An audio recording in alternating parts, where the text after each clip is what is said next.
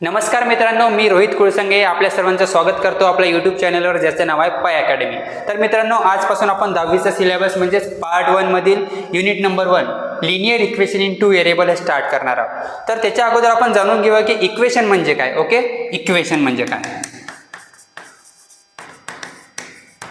तर मित्रांनो, आपले नंबर्स, व्हेरिएबल्स म्हणजे अल्फाबेट्स, त्यानंतर मॅथमॅटिकल ऑपरेशन म्हणजे addition, subtraction, multiplication, division, equal यांचा यूज करून जर आपण दोन टर्म लिहिल्या, समजा आपण म्हणलं इथे 4x आणि इथे म्हणलं 8, सध्या हे इक्वेशन नाही आहे. पण जर आपण म्हणलं इक्वल टूच्या सहाय्याने की हे दोन्ही पण साइड्स काय आहे, इक्वल आहे, म्हणजे आपली लेफ्ट हँड साईड आणि राईट हँड साईड जर आपण इक्वल म्हणली तर या एक्सप्रेशनला आपण म्हणू शकतो इक्वेशन.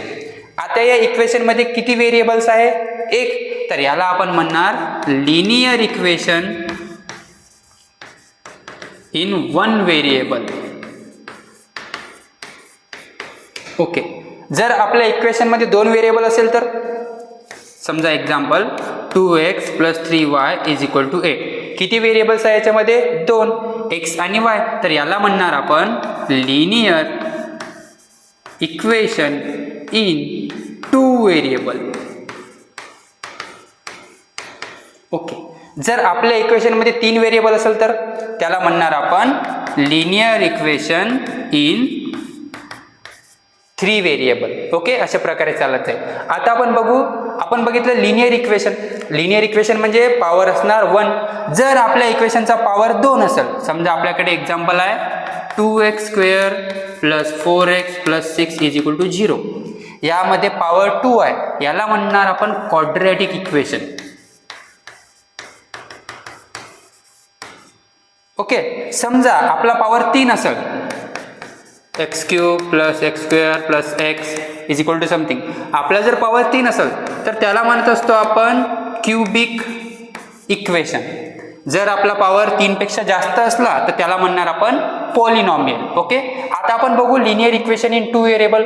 कोणत्या इक्वेशनला linear equation in two variable म्हणायचं, कोणत्या इक्वेशनला नाही म्हणायचं, आपण ते चेक करणार. ओके, तर त्याच्यासाठी आपल्याजवळ या लिनियर इक्वेशन इन टू व्हेरिएबल्सचा जनरल फॉर्म आहे. ओके, की आपल्याला linear equation in two variable कसं दिसायला पाहिजे. बघा, याचा जनरल फॉर्म आहे ax + by = c. जर याच्याच रिलेटेड एक एक्झाम्पल घेऊ. समजा आपल्याजवळ एक्झाम्पल आहे 3x + 4y = 9. ओके, तर हे जे आपले दोन अल्फाबेट्स आहे x आणि y, हे असणार आपलेवाले व्हेरिएबल. त्यानंतर या x सोबत जो नंबर आहे आणि y सोबत जो नंबर आहे याला म्हणत असतो आपण कोइफिशियंट. आणि ज्यांच्यासोबत कोणता पण व्हेरिएबल नाही आहे त्याला म्हणू आपण कॉन्स्टंट. तर बघा मित्रांनो, linear equation in two variable कोणतं इक्वेशन आहे आणि कोणतं नाही आहे ते कसं ओळखायचं. आपल्या इक्वेशन मध्ये नेहमी दोन व्हेरिएबल पाहिजे. कोणते व्हेरिएबल आहे इथे? x आणि y. आणि या x आणि y ची व्हेरिएबलचा पॉवर नेहमी किती पाहिजे आपल्याला? 1. म्हणजे त्याची डिग्री आपल्याला नेहमी पाहिजे 1. त्याची पॉवर आपल्याला पाहिजे 1. त्यानंतर या x आणि y सोबत जे आपले कोइफिशियंट आहे a आणि b, हे a आणि b कधी पण 0 नाही पाहिजे. यांची व्हॅल्यू कधी पण 0 असायला नाही पाहिजे. 0 सोडून आपल्याला कोणतीही व्हॅल्यू चालणार, रूटवाली, पॉईंटवाली कोणतीही चालणार, फक्त काय नाही पाहिजे? 0 नाही पाहिजे. त्यानंतर आपलं इक्वेशन होणार linear equation in two variable. Okay, तर आता आपण ओळखू की कोणतं इक्वेशन आहे आणि कोणतं इक्वेशन नाही आहे. चला, तर आपण कंडिशन सांगितली होती की आपल्या याच्यात दोन व्हेरिएबल असले पाहिजे. त्या दोन्ही व्हेरिएबलची पॉवर किती असली पाहिजे? पॉवर असली पाहिजे 1. त्यानंतर त्यांच्यासोबत जे कोइफिशियंट आहे, जसं इथे a आणि b होतं, a ही 0 नाही पाहिजे आणि b ही 0 नाही पाहिजे. या कंडिशन जर सॅटिस्फाय केल्या तर आपलं equation linear equation in two variable आहे. ओके, चला तर सगळ्यात पहिला क्वेश्चन बघू. आपल्याजवळ आहे 4m + 3n = 12. आता बघा, दोन व्हेरिएबल आहे m आणि n. हो आहे. त्या दोघांचा पण पॉवर 1 आहे का चेक करा. यस, 1 आहे. काही नसते म्हणजे आपला पॉवर किती असते? 1. याच्या डोक्यावर किती असणार? 1. तर m आणि n दोन व्हेरिएबल आहे आणि त्यांना दोन कोइफिशियंट नॉन 0 आहे. तर हा आपला linear equation in two variable आहे. त्यानंतर सेकंड वाला चेक करा. दोन व्हेरिएबल आहे x आणि y, पण x चा पॉवर 2 आहे, आपल्याला फक्त पॉवर पाहिजे 1. तर हा आपला नाही आहे. त्यानंतर नेक्स्ट यामध्ये पण 2 व्हेरिएबल आहे एक्स आणि वाय, त्या दोघांचा पण पॉवर 1 आहे आणि त्यांच्यासोबतचे जे नंबर आहे ते पण 0 नाही आहे. रूटमध्ये चालतं पण 0 नसायला पाहिजे. तर हा आपला लिनियर इक्वेशन इन 2 व्हेरिएबल आहे. त्यानंतर जर तुम्ही फोर्थ वाला चेक करसाल, एक्स आहे वाय आहे 2 व्हेरिएबल आहे पण एक्सच्या सोबतचा कोएफिशियंट 0 आहे, आपल्याला कोणताही 0 नाही पाहिजे.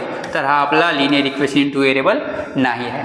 सेम तसंच इथे वायचा कोएफिशियंट 0 आहे तर हा पण लिनियर इक्वेशन इन 2 व्हेरिएबल नाही आहे. आता इथे बघा एक्स कुठे आहे, अपॉनमध्ये. जर आपला एक्स अपॉनमध्ये असणार त्याला आपण काय लिहू शकतो, x raise to the power -1 म्हणजे आपला पॉवर झालेला आहे -1. आपल्याला पॉवर पण मायनसमध्ये नाही पाहिजे, आपल्याला फक्त पॉवर 1 पाहिजे, ना 2 पाहिजे ना 3 ना मायनस, आपल्याला फक्त 1 पाहिजे. तर हा पण आपला लिनियर इक्वेशन इन 2 व्हेरिएबल नाही आहे. त्याच्या खालचा बघा, इथे बघा एका दमाने 2 व्हेरिएबल आलेले आहे, एक एक्स एक वाय. एक्सचा पॉवर 1 वायचा पॉवर 1 म्हणजे आपला पॉवर होऊन जाणार ते 2. त्यामुळं हा पण आपला लिनियर इक्वेशन इन 2 व्हेरिएबल नाही आहे. तर अशा प्रकारे आपण ओळखू शकतो की लिनियर इक्वेशन इन 2 व्हेरिएबल कोणतं आहे आणि नाही आहे. पुढच्या व्हिडिओमध्ये आपण बघणार की सायमल्टेनियस इक्वेशन म्हणजे काय आणि सायमल्टेनियस इक्वेशन कसं सॉल्व्ह करत असते. तोपर्यंत आपल्या चॅनलला फॉलो करा, लगेचच नवी व्हिडिओ टाकणार आहोत, अपलोड करणार आहोत. आपण हे पूर्ण याचे एक एक प्रॅक्टिस सेट बघणार आहोत. तर सोबत राहा. धन्यवाद.